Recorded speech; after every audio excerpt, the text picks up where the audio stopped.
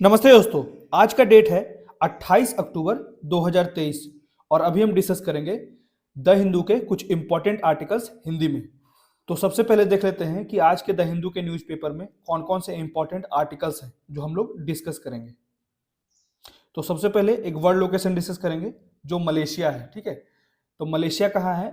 Malaysia जो है वो दक्षिण पूर्वी एशिया में स्थित एक उष्णकटिबंधीय देश है। ठीक है, याद रखिएगा, दक्षिण पूर्वी एशिया। और यहाँ पे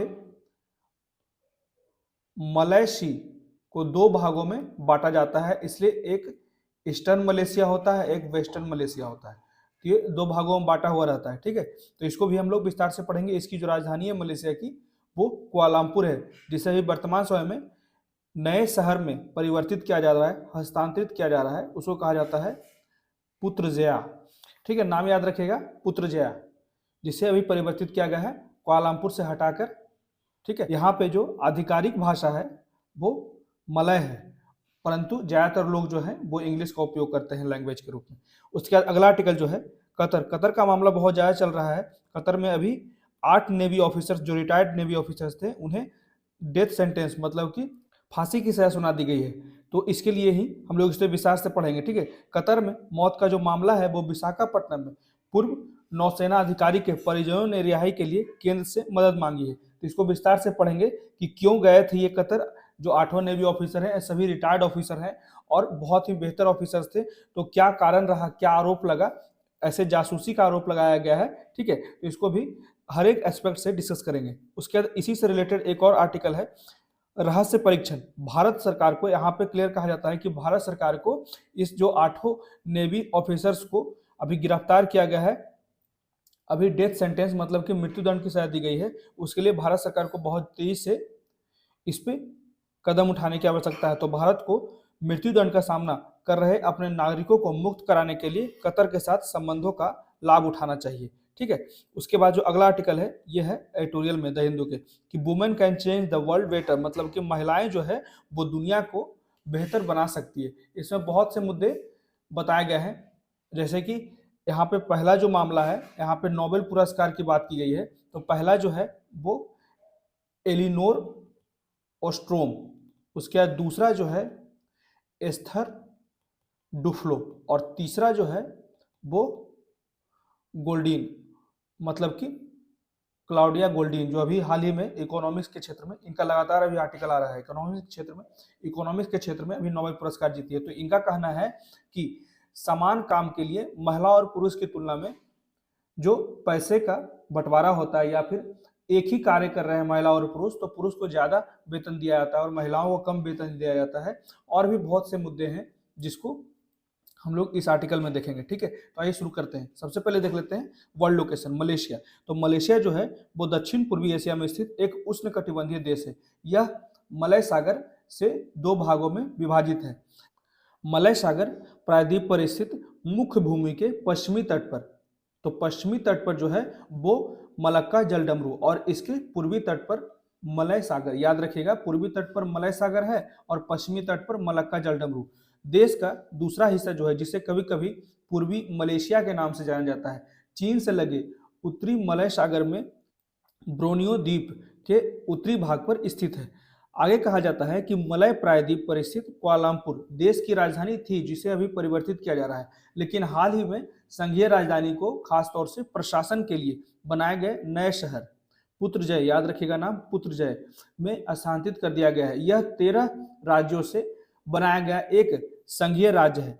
तो मलेशिया में चीनी, मलय और भारतीय जैसे विभिन्न जातीय समूह निवास करते हैं। यहाँ की आधिकारिक भाषा जो है वो मलय है, ये ऑफिशियल लैंग्वेज है, लेकिन शिक्षा और आर्थिक क्षेत्र में ज्यादातर अंग्रेजी का उपयोग होता है। मलेशिया में 130 से ज्यादा बोलियां बोली जाती है, जिसमें 14 जो है वो मलेशियाई बोर्नियो में और 40 जो है वो प्रायद्वीप में बोली जाती है। युवा वर्ग में अंग्रेजी भाषा अधिक लोकप्रिय है। यद्यपि देश जो है वो सरकारी धर्म, यद्यपि जो ऑफिशियल धर्म जो है वो इस्लाम है मलेशिया का, लेकिन नागरिकों को अन्य धर्मों को मानने के लिए स्वतंत्रता है। ठीक है, तो ये सारी कुछ बातें थी मलेशिया के बारे में। इसको अब हम लोग मैप में देख लेते हैं। जैसे एक वर्ल्ड मैप है, इसमें हम लोग सिंपली देख लेते हैं पहले ये कहाँ पे है। तो ये देख लीजिए, यहाँ पे इंडियन ओशन है और इसके ईस्टर्न साइड में पैसिफिक ओशन है। यहाँ मलेशिया जो है वो 2 भागों में बांटा गया है, ठीक है, यहाँ पे 2 भागों में है। ये एकदम इक्वेटर के नज़दीक है, ठीक है, इसीलिए इसको इक्वेटोरियल कंट्री भी कहा जाता है। अगला मैप में हम लोग देख लेते हैं, जैसे कि ये 2 हम लोग मैप देख रहे हैं, एक ईस्टर्न मलेशिया हो गया, एक वेस्टर्न मलेशिया हो गया, और इसकी जो राजधानी थी वो कुआलालंपुर था, जिसे अभी वर्तमान में परिवर्तित करके पुत्रजय बनाया गया। अब इसके सराउंडिंग कंट्रीज को देख लेते हैं, जैसे ये थाईलैंड हो गया, ठीक है, उसके बाद वियतनाम हो गया, स्पार्टली आइलैंड हो गया। तो इसके आसपास के जितने भी इंपॉर्टेंट प्लेसेस हैं उसको देख लेते हैं। इधर पैसिफिक ओशन हो गया, उसके बाद ये बहुत महत्वपूर्ण है कि नॉर्थ में इसका जो है वो साउथ चाइना सी है पूरा का पूरा, ठीक है, और यहाँ पे बहुत सारा लेक है, जैसे कि केनियार लेक, उसके बाद कॉन्टन, ये सब कुछ नदियाँ हैं।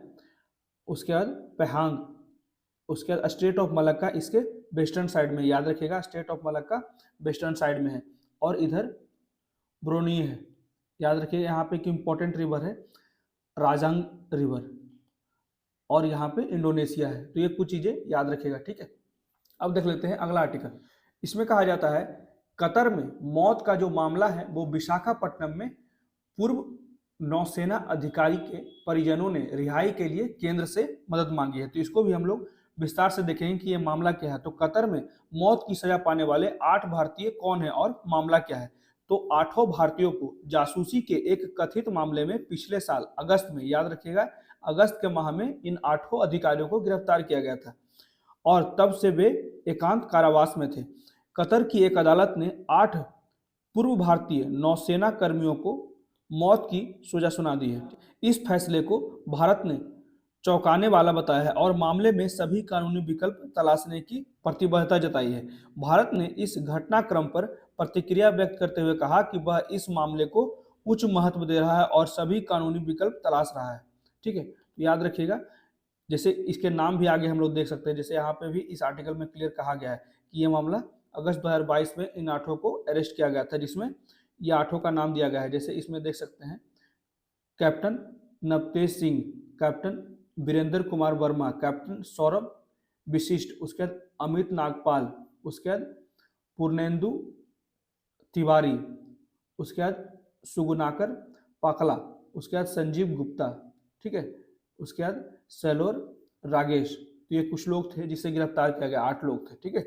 अगस्त 2022 में गिरफ्तार किए गए भारतीय नौसेना के दिग्गज में कमांडर, ये सभी के नाम अभी मैं बता चुका हूँ, ठीक है। सभी पूर्व नौसैनिक अधिकारियों का भारतीय नौसेना में 20 वर्षों तक विशिष्ट सेवा रिकॉर्ड था और उन्होंने बल में मतलब फोर्स में रहते हुए प्रशिक्षकों सहित महत्वपूर्ण पदों पर कार्य किया था। 2019 में कमांडर पूर्णेंदु तिवारी को प्रवासी भारतीय सम्मान से भी सम्मानित किया गया, याद रखिएगा प्रवासी भारतीय सम्मान, जो प्रवासी भारतीयों को दिया जाने वाला सर्वोत्तम सम्मान है। उस समय एक पोस्ट में दोहा स्थित भारतीय दूतावास ने कहा था कि कमांडर तिवारी को यह पुरस्कार विदेश में भारत की छवि को बढ़ाने के लिए दिया गया है। आगे कहा जाता है वे कतर में कर क्या रहे थे। तो सभी 8 भारतीय जो थे एक निजी फर्म जिसका नाम है दहरा ग्लोबल टेक्नोलॉजी और कंसल्टेंसी सर्विसेज के लिए काम कर रहे थे। यह नाम याद रखिएगा, Dahra global technologies and consultancy services, ठीक है, जो कतर के सशस्त्र बलों के लिए प्रशिक्षण और अन्य सेवाएं प्रदान करती थी। तो कंपनी का जो स्वामित्व था, ठीक है, इसका जो स्वामित्व था वो रॉयल ओमान वायुसेना के सेवानिवृत्त स्क्वाड्रन लीडर खामिस अल अजमी के पास था, ठीक है। अजमी को भी पिछले साल भारतीयों के साथ गिरफ्तार किया गया था, लेकिन नवंबर में उसे, अगस्त में गिरफ्तार किया गया और नवंबर में उसे छोड़ दिया गया, लेकिन भारतीयों को अभी मृत्युदंड की सजा दी गई है। तो सूत्रों ने कहा कि मौत की सजा पाने वाले कुछ भारतीय बेहद संवेदनशील परियोजना पर काम कर रहे थे, मतलब कि बहुत ही सेंसिटिव प्रोजेक्ट पे काम कर रहे थे। गुप्त विशेषताओं वाली इतालवी प्रौद्योगिकी आधारित बौनी पनडुब्बी पे ये कार्य कर रहे थे। मई में अल दहरा ग्लोबल ने दोहा में अपना परिचालन मतलब कि प्रोजेक्ट बंद कर दिया और वहां काम करने वाले सभी लोग मुख्य रूप से भारतीय घर लौट गए, ठीक है। तो ये भी चीज़ याद रखिए, बहुत ही सेंसिबल प्रोजेक्ट पे कार्य कर रहे थे। आगे कहा जाता है कि उन्हें क्यों गिरफ्तार किया गया। तो 8 लोगों को कतर की खुफिया एजेंसी ने 30 अगस्त 2022 को गिरफ्तार किया गया था, जो न तो कतर अधिकारियों और न ही नई दिल्ली ने भारतीय नागरिकों के खिलाफ आरोपों को अभी तक सार्वजनिक किया है। तो ये जो गिरफ्तारी हुई है, इसके न्यूज को न तो कतर के अधिकारियों ने सार्वजनिक किया, मतलब कि पब्लिक प्लेटफॉर्म पे साझा किया, और न ही भारतीयों ने इस न्यूज को पब्लिक प्लेटफॉर्म पे साझा किया। तो रिपोर्ट्स के मुताबिक 8 लोगों को कथित तौर पर जासूसी के आरोप में गिरफ्तार किया गया था। 25 मार्च को 8 भारतीय नौसेना के दिग्गजों के खिलाफ आरोप दायर किए गए थे। उन पर कतरी कानून के तहत, मतलब कि कतर के कानून के तहत मुकदमा चलाया गया। उनकी जमानत याचिकाएं कई बार खारिज की जा चुकी है और गुरुवार को कतर की प्रथम दृष्टि अदालत ने उनको खिलाफ फैसला सुना दिया मृत्यु दंड का। आगे कहा जाता है भारत इसके लिए क्या कदम उठा रहा है। तो फैसले पर प्रतिक्रिया देते हुए विदेश मंत्रालय ने कहा कि वे मामले में विस्तृत फैसले का इंतजार कर रहे हैं और सभी कानूनी विकल्प तलाश रहे हैं।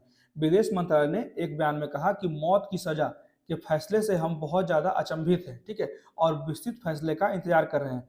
हम परिवार के सदस्यों और कानूनी टीम के संपर्क में हैं और हम सभी कानूनी विकल्प तलाश रहे हैं। तो सरकार निरंतर प्रयासरत है कि ये 8 जो भारतीय नौसेना के अधिकारी हैं, इन्हें जल्द से जल्द घर वापस ले लिया जाए और इन पर जो आरोप लगा है उसे गलत साबित कर दिया जाए, ठीक है। तो सरकार ने कहा कि वह भारतीयों को सभी काउंसलर और कानूनी सहायता देना जारी रखेगा।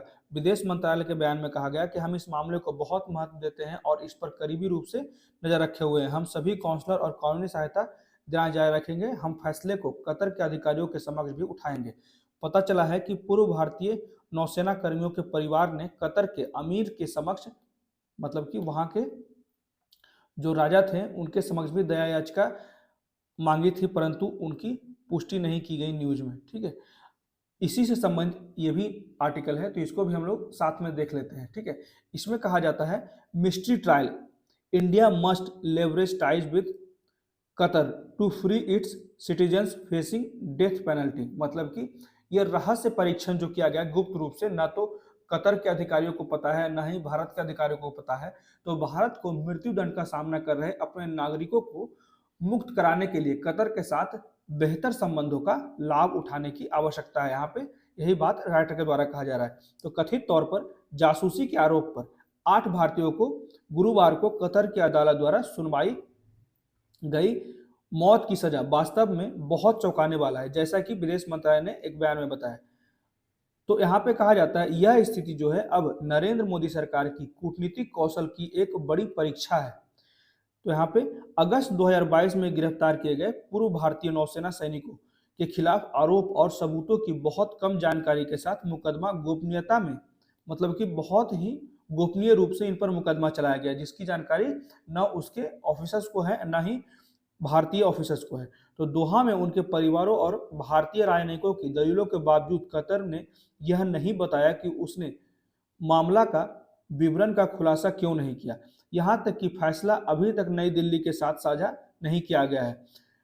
लीक हुई रिपोर्ट से पता चला है कि इन लोगों पर जिस गुप्त पनडुब्बी कार्यक्रम पर उन्होंने काम किया था, उससे संबंधित गुप्त जानकारी किसी तीसरे देश के साथ साझा करने का आरोप लगाया गया है। हालांकि उनके परिवारों ने इस आरोप पर इनकार किया है। तो ये है, जैसे 30 अगस्त को इन्हें गिरफ्तार किया गया, उसके बाद मार्च से ट्रायल शुरू हुआ, उसके बाद अक्टूबर में Indian ambassador to Qatar meet the 8 men in prison, मतलब कि जो इंडियन एम्बेसडर हैं वो इन 8 व्यक्तियों से जेल में मिले। उसके बाद 26 अक्टूबर को कतर कोर्ट प्रोनाउंस, मतलब कि 26 अक्टूबर को इन पे मृत्युदंड की सजा सुना दी गई, ठीक है। तो इसे याद रखिएगा। कतर के साथ भारत के संबंध अपेक्षाकृत बेहतर है। तो उदारता और पारदर्शिता की गुहार लगाने के लिए भारतीय अधिकारियों की कतर यात्रा का भी कोई फायदा नहीं हुआ। हालांकि इस मामले में पूर्व नौसेना कमांडर जाधव के मामले में कुछ समानता दिखाई थी, जो पाकिस्तान में थे, जो पाकिस्तान में भी मौत की सजा पर है। परंतु अंतर यह है कि कतर के साथ भारत का जो संबंध है अपेक्षाकृत बेहतर है अगर पाकिस्तान से तुलना किया जाए। तो राजनीतिक और रक्षा सहयोग समझौतों के अलावा भारत अपनी LNG, जिसे कहा जाता है लिक्विफाइड नेचुरल गैस का 40% जरूरत जो है वो कतर से पूरा करता है। वहीं भारत जो है वो कतर के आयात का तीसरा सबसे बड़ा स्रोत है। तो ये दोनों देशों के लिए बहुत ही महत्वपूर्ण संबंध है। तो विशेष रूप से निर्माण के लिए कच्चे माल और ताजा खाद्य पदार्थों के लिए निर्भर है कतर भारत पे। तो प्रासंगिक रूप से 2017 में कतर के खिलाफ खाड़ी की नाकेबंदी के बावजूद ये पूर्ति जारी रही, जिसे भारत के प्रति कुछ सद्भावना के लिए गिना जाना चाहिए। इसके अलावा 7 लाख भारतीय प्रवासी कतर के संस्थानों में उद्योगों और कार्यबल का अभिन्न हिस्सा है। तो ये याद रखिएगा, 7 लाख जो भारतीय हैं वो ऑलरेडी कतर में काम करते हैं। तो संबंधों में दरार जो इस तरह के वाक्य से उत्पन्न हो सकता है, दोनों देशों के लिए हानिकारक होगा और भारत को कतर को यह स्पष्ट करना चाहिए। तो इस तरह का जो मामला 8 लोगों को आप गिरफ्तार किए, उसका कोई भी न्यूज आप भारत के साथ साझा नहीं किए, तो इस तरह का जो इनिशिएटिव है कतर जैसे देशों का, तो इससे भारत और कतर के बीच में संबंध खराब हो सकते हैं। इसका दोनों देशों को बहुत बड़ा नुकसान हो सकता है। ठीक है, आगे कहा जाता है कि सरकार को अगले कदम की रूपरेखा तैयार करने में कोई समय बर्बादी नहीं करनी चाहिए। सरकार को यह सुनिश्चित करने के लिए कोई समय बर्बादी नहीं करनी चाहिए। भारतीयों को अपील में सर्वोत्तम संभव सहायता दी जाए। कानूनी अपील प्रक्रिया और राजनयिक कार्यवाही के अलावा यदि आवश्यक हो तो प्रधानमंत्री सहित उच्चतम स्तर पर कतर नेतृत्व के लिए चैनल सक्रिय किए जाने चाहिए। मतलब कि कहा जाता है राइटर के द्वारा कि भारत सरकार को बहुत जोर शोर से इस केस पे काम करना चाहिए, जिससे कि 8 भारतीयों को बचाया जा सके। क्षमादान और सजा को जेल की सजा में बदलने के लिए एक मामला बनाया जाना चाहिए, जिसे भारत में भी भुगतना पड़े। मतलब कि अगर उसने सही में कोई आरोप किया है और वह सिद्ध हो जाता है तो उसे भारत में लाकर और उनका सजा भारत में भुगतना होगा। अगर अपील प्रक्रिया में लोग वास्तव में दोषी पाए जाते हैं तो उन रिपोर्टों के बावजूद जो फैसले को अधिक भू राजनीतिक विचारों से जोड़ने की कोशिश कर रही है, जिसमें वर्तमान संघर्ष में, तो यहाँ पे कहा जाता है कि ये जो अभी 8 भारतीयों पे डेथ सेंटेंस मतलब कि मृत्युदंड सुनाया गया है, ये कहीं ना कहीं इजराइल और फिलिस्तीन के बीच चल रहे युद्ध से भी प्रभावित है। यही बात यहाँ पे राइटर कह रहे हैं कि इजराइल और फिलिस्तीनी पर अपनी नीति पर भारत के साथ कतर की मतभेद भी शामिल है। सरकार को यह प्रदर्शित करना होगा कि पुरुषों का जीवन वास्तव में उनके देश के लिए एक प्राथमिकता है। एक ऐसी सरकार जो कोई भी भारतीय पीछे न छूट जाए की नीति का दावा करती है। ठीक है, तो यही बातें कही जा रही थी कतर के बारे में। लगभग डायमेंशंस हम लोग डिस्कस कर लिए। वो कब गिरफ्तार हुए, क्यों गिरफ्तार हुए, किस कंपनी में कार्य करते थे और क्या कार्य करते थे। ठीक है, और क्या आरोप लगाया गया है। ठीक है, तो अब बढ़ते हैं आगे, देखते हैं अगला आर्टिकल। तो ये आर्टिकल जो है यहाँ पे कहा जाता है women can make the world better, मतलब कि महिलाएं दुनिया को बेहतर बना सकती है। इसमें कहा जाता है आर्थिक इतिहास को लंबे समय से पुरुष दृष्टिकोण के माध्यम से लिखा गया है, जिसमें पुरुषों के योगदान और उसके दृष्टिकोण पे जोर दिया जाता है। जरा आर्थिक विज्ञान में नोबेल मेमोरियल पुरस्कार को देखा जाए। अगर लंबे समय से देखा जाए कि नोबेल पुरस्कार जितने भी दिए गए हैं तो उसमें मात्र अभी तक 3 महिलाओं को नोबेल पुरस्कार दिया गया आर्थिक के क्षेत्र में। ठीक है, तो 1969 से अब तक यह 90 पुरुषों को प्रदान किया गया है और केवल 3 महिलाओं को। इसी का ये सबसे बड़ा एग्जाम्पल है पुरुष प्रधान समाज का। ठीक है, तो पहला, ये नाम याद रखिएगा, पहला एलिनोर ओस्ट्रोम, जिन्हें 2009 में पुरस्कार दिया गया नोबेल पुरस्कार, में यह समझने के लिए जीता था कि स्थानीय समुदाय जिनमें से अधिकांश विकासशील देशों में है, मतलब कि जितने भी स्थानीय समुदाय हैं, जो एक सीमित समुदाय हैं जिन्हें बचा के रखना आवश्यक है, वे अधिकतर विकासशील देशों में हैं जो खुद को कैसे नियंत्रित करते हैं। और दूसरा जो नोबेल पुरस्कार जीती थी एस्थर डुफ्लो ने वैश्विक गरीबी को कम करने में अपने प्रयोगात्मक कार्य के लिए 2019 में नोबेल पुरस्कार जीती थी एस्थर डुफ्लो। उसके बाद अभी 2023 में जो नोबेल पुरस्कार जीती है क्लाउडिया गोल्डिन, तीसरी महिला थी जिसने 2023 में अर्थशास्त्र में नोबेल पुरस्कार से सम्मानित किया गया। उनका क्या काम था जिसके कारण उन्हें नोबेल पुरस्कार मिला है, तो उन्होंने बताया था कि समान काम करने पर भी महिलाएं पुरुष की तुलना में कम पैसा क्यों पाती है। ठीक है, तो इसको हम लोग एक दिन पहले भी डिस्कस किए हुए हैं, ये पूरा का पूरा आर्टिकल कि क्यों कम पैसा कमाती है, उसके बाद डे केयर क्या होता है, सारी चीज़ें हम लोग डिस्कस किए हैं। ठीक है, तो इसी में आगे कहा जाता है कि क्लाउडिन गोल्डिन, उन्होंने बताया था कि क्यों महिलाएं समान काम करने के बावजूद भी पुरुषों की तुलना में कम पैसा कमाती है। अर्थशास्त्र विज्ञान आर्थिक रूप से मूल्यवान वस्तुओं और सेवाओं के कुशलतापूर्वक उत्पादन के लिए प्रणालियों का अध्ययन करने पर केंद्रित होता है। मतलब कि क्लियर यहाँ पे ये एक स्टेटमेंट दिया गया, डेफिनेशन दिया गया अर्थशास्त्र का, जिसमें मूल्यवान वस्तुओं और सेवाओं का दोनों का उत्पादन के लिए जो सिस्टम बनाया जाता है उसी के अध्ययन को अर्थशास्त्र विज्ञान कहा जाता है। तो अर्थशास्त्रियों द्वारा प्राकृतिक और मानव संसाधनों को धन के आधार पर मापा जाता है। तो उसी पे कहा जाता है कि क्लाउडिन गोल्डीन को उसके इसी काम के लिए पुरस्कृत किया गया है कि महिला अगर बराबर कार्य भी कर रही है तो पुरुष की तुलना में कम पैसे क्यों मिलते हैं। तो परिवार में एक महिला का काम समाज में मनुष्यों की भलाई में योगदान देता है। यह अर्थव्यवस्था और जीडीपी की वृद्धि में योगदान नहीं देता है, ऐसा कहा जाता है, लेकिन महिला इनडायरेक्ट रूप से बहुत बड़ा भागीदार है जीडीपी में। तो गोल्डीन के शोध से पता चला है कि महिलाएं जो घर पर परिवारों के लिए आवश्यक देखभाल के काम में भी लगी रहती है, उन्हें आर्थिक उद्यमों में कम मूल्यवान माना जाता है। ठीक है, और क्योंकि वे अपने नियोक्ताओं के मतलब जो नियुक्त कर रहे हैं कार्य कराने के लिए लगातार पूर्णकालिक काम करने के लिए प्रतिबद्ध नहीं होते, क्योंकि महिलाओं को अनेक प्रकार की समस्याएं होती है, चाहे वो मंथली हो गई या फिर प्रेगनेंसी की हो गई। तो इस कारण ये पूर्णकालिक कार्य करने में प्रतिबद्ध नहीं हो पाती जैसा कि पुरुष करते हैं। आगे कहा जाता है काम और भारत का भविष्य। तो विश्व स्तर पर आर्थिक विकास में का जो पैटर्न बदल गया है। अमीर देशों में भी औद्योगिक प्रतिष्ठानों में दीर्घकालिक रोजगार पाना कठिन होता जा रहा है, जैसे गिग इकोनॉमी और अनौपचारिक क्षेत्र में अब अधिक रोजगार पैदा हो रहा है। यहाँ तक कि बड़े औद्योगिक प्रतिष्ठानों में भी नौकरियां अल्पकालिक बहुत ज़्यादा अब प्राइवेटाइजेशन हो रहा है, छोटे छोटे कॉन्ट्रैक्ट पे ज़्यादा से ज़्यादा लोगों को रिक्रूट किया जा रहा है। इसीलिए कहा जाता है कि काम के भविष्य में ये रुझान भारत के लिए एक विशेष चुनौती है, जहां दुनिया में युवाओं की सबसे बड़ी संख्या है, मतलब कि भारत में सबसे ज़्यादा यंग मेन फोर्स है, इसी का बात कहा जा रहा है।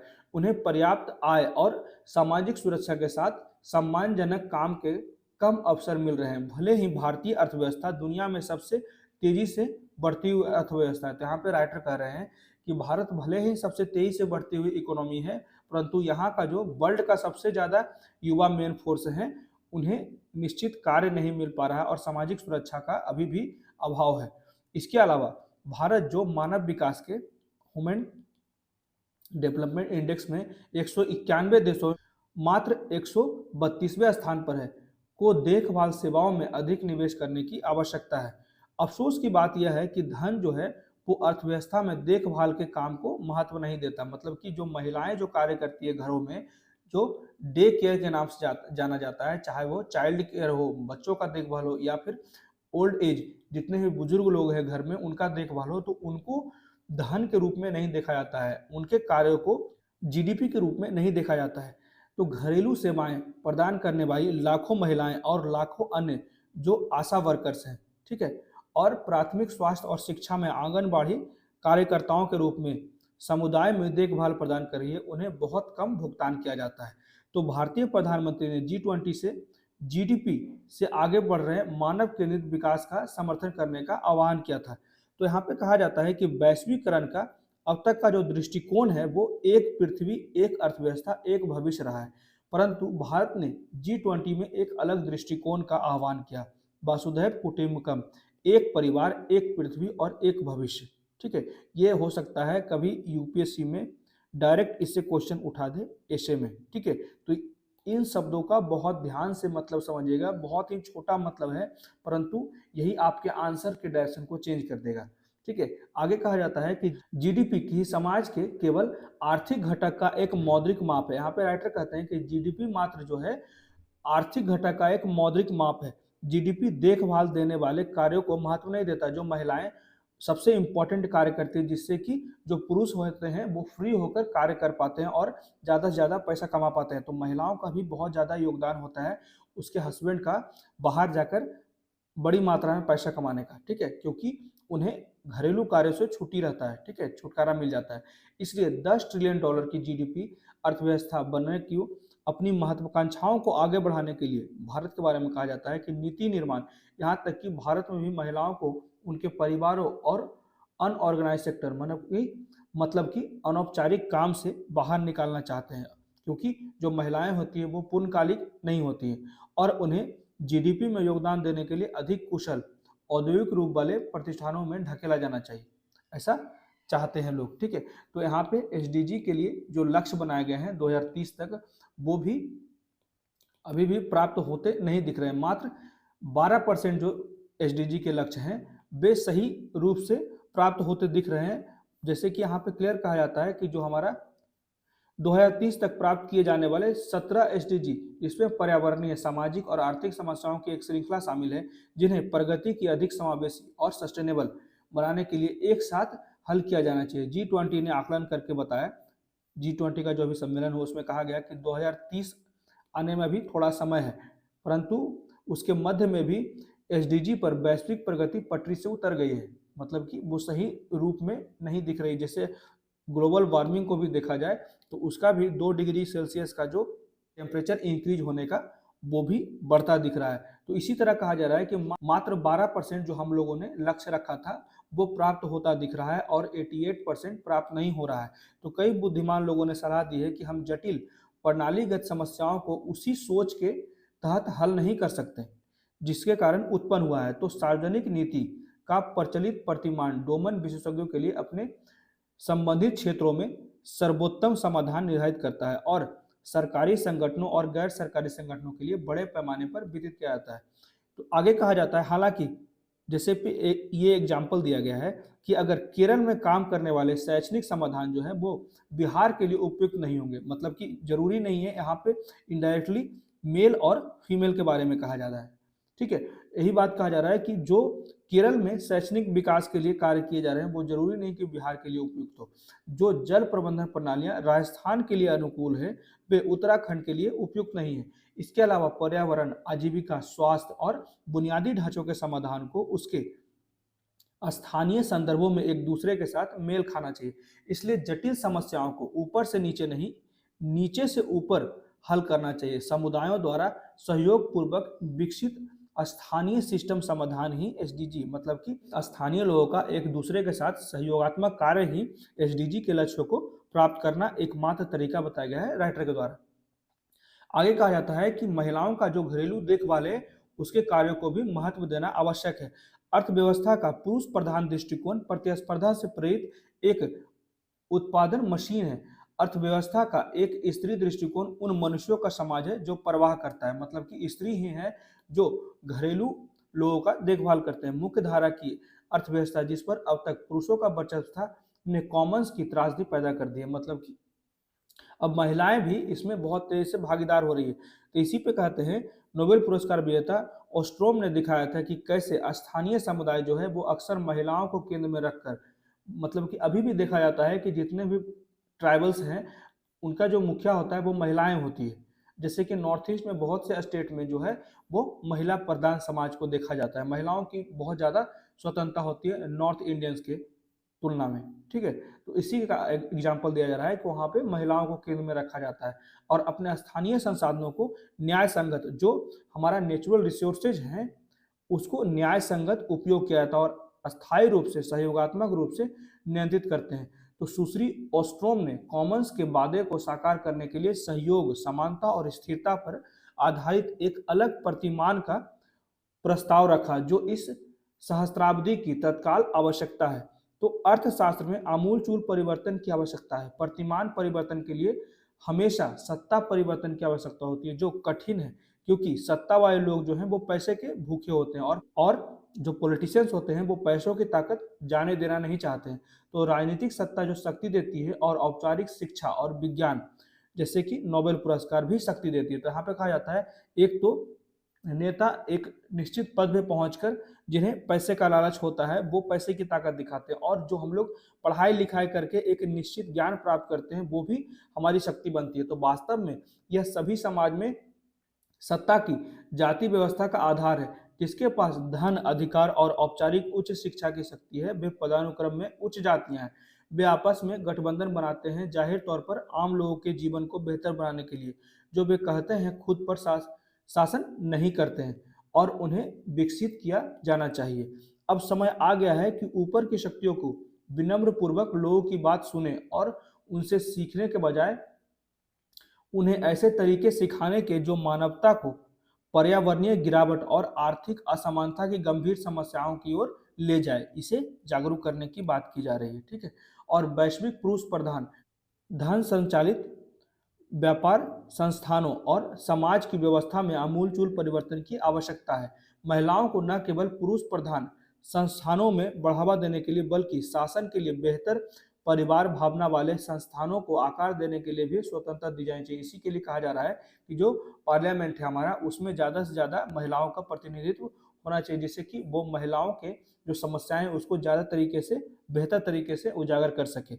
इसके अलावा स्थानीय समुदाय को उनकी समस्याओं के समावेश और टिकाऊ समाधान को डिजाइन करने और लागू करने के लिए अधिक अधिकार दिए जाने चाहिए। तो ऐसे मूलभूत संस्थागत सुधारों के बिना वसुधैव कुटुंबकम, मतलब कि एक परिवार एक पृथ्वी एक भविष्य का जो दृष्टिकोण है वो जल्द ही G20 के बैनर के साथ फीका पड़ जाएगा। तो इसके लिए ही एक आवश्यक कदम उठाने की बात की जा रही है, जिससे कि हम महिलाओं को आगे बढ़ाएं, जिससे कि हमारा पर्यावरण से संबंधित भी समस्या भी दूर हो सकता है, क्योंकि महिलाएं जो है वो सदियों से मैनेजमेंट में माहिर है, ठीक है, जो देखभाल को इतने अच्छे तरीके से करती है, घरेलू देखभाल को, जिसके कारण पुरुष फ्री रहता है और एक बेहतर कमाई करने में सक्षम हो पाता है।